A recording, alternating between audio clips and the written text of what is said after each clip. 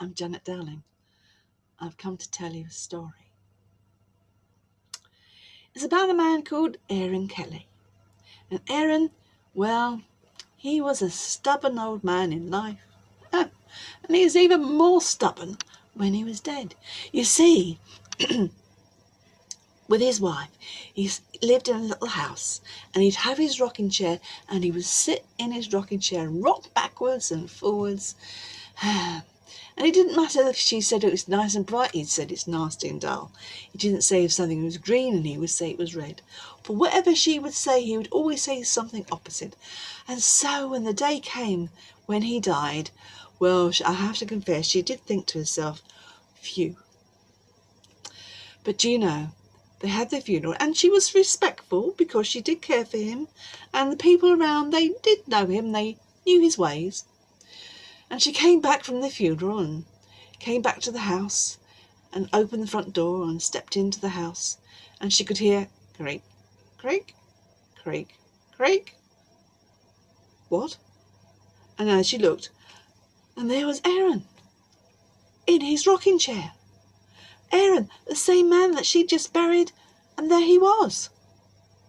Ah, Aaron, what are you doing here? You're dead. We just buried you. And Aaron in his rocking chair, going backwards and forwards. Eh, eh, eh. Oh, well, I'm alive. I'm not dead. I'm alive.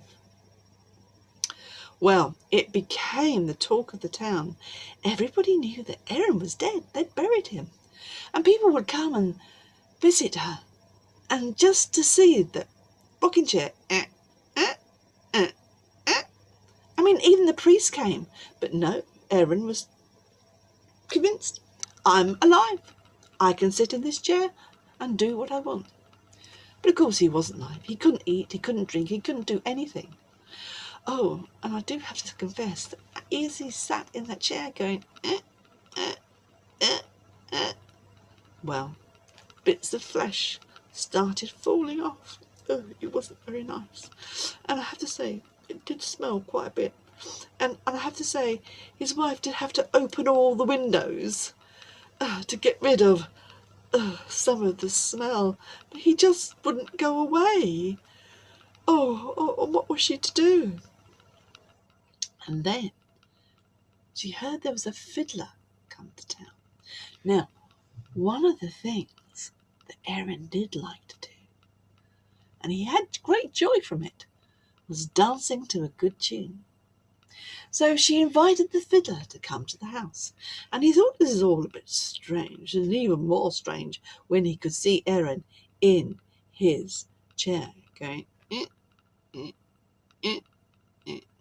And even more strange when he looked and he could see that the flesh was actually quite well fallen off, and all it was clothes on a bony skeleton.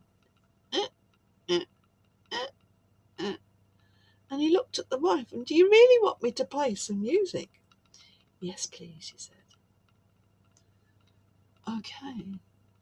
And so he got his fiddle out and he started playing. Well, of course, if you've ever listened to an Irish jig, you'll know how your feet tap. You know how you want to get up and dance. And I have to say, Aaron, for all of his ways, he was no different at all.